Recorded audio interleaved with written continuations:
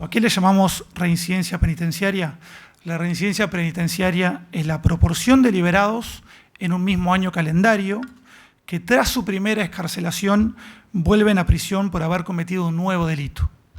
Y esto lo vamos a presentar para los primeros 6 meses y luego para el primer año, el segundo año y el tercer año posterior. Entonces, nos vamos a basar en lo que son los excarcelados de 2019. Esto porque es para aquellos que tenemos la mayor información. A los 6 meses, los excarcelados de 2019, a los 6 meses, el 29,2% de ellos ya había vuelto a prisión. Al año, ese porcentaje ya había aumentado al 44,1%. A los 2 años, ese porcentaje aumenta al 58,7%. Y finalmente al tercer año, es decir, en 2022, ese porcentaje ya había aumentado al 65,6%. Siguiente diapositiva, por favor. Estos datos, si tomamos en cuenta no los de 2019, sino los de 2020, de 2021, 2022, son bastante parecidos. No son iguales, pero son bastante parecidos. Y lo más importante aquí quizá es lo que nos muestra esta raya roja, que nos muestra la tendencia. Lo que se ve es que esta tendencia se va estabilizando con el tiempo. ¿Qué significa esto? Que según nuestros cálculos, en los próximos años la reincidencia se estabiliza alrededor del 70%. Es decir, a la pregunta de, en Uruguay, ¿cuánto es la reincidencia penitenciaria? La respuesta más simple es el 70%, ¿no?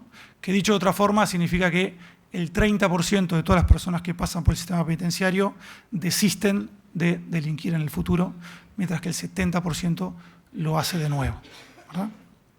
Ahora vamos a entrar un poco en esos datos para verlos de forma más detallada. Los uruguayos reincidimos un poco más que los extranjeros, es decir, la población uruguaya reincide, dependiendo del año, un poco más que los extranjeros, pero tampoco mucho más. Si lo dividimos por sexo, siguiente diapositiva, por favor, vemos que los hombres reinciden mucho más que las mujeres. Es decir, en el año 2019, el 45% de todos los hombres que fueron excarcelados reincidieron. En el caso de las mujeres fue un cuarto, casi un 25%. Y esto se ve también en los demás años. Siguiente diapositiva, por favor.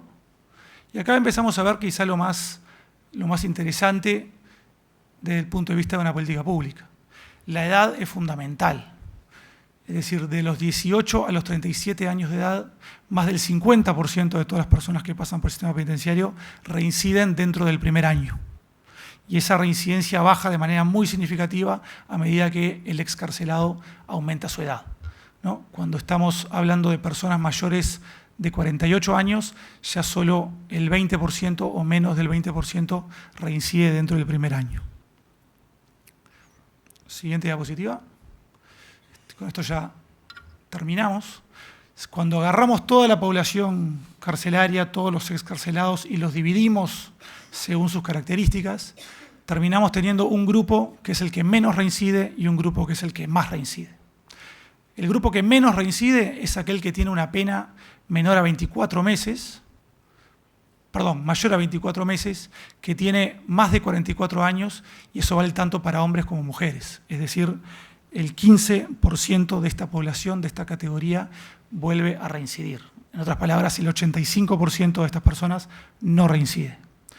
En cambio, del otro lado del continuo, quienes tienen mayor reincidencia son las personas con penas menores a 6 meses, es decir, que cometieron delitos menos graves, que son menores a 34 años, y me parece que está mal esta diapositiva, son solo hombres. Es decir, en esta categoría, hombres menores de 34 años, con penas menores a 6 meses, el 85% prácticamente delinque nuevamente dentro del primer año. ¿Qué significa esto o cómo lo podríamos interpretar desde un punto de vista de política pública? Todos nuestros esfuerzos tienen que ir dirigidos a aquellas personas que reinciden más, a los hombres menores de 35 años, con penas cortas y que son hombres. A ellos tiene que ir dirigida toda la batería del Estado para lograr que no reincidan. Si logramos eso, el delito se va a reducir de manera significativa.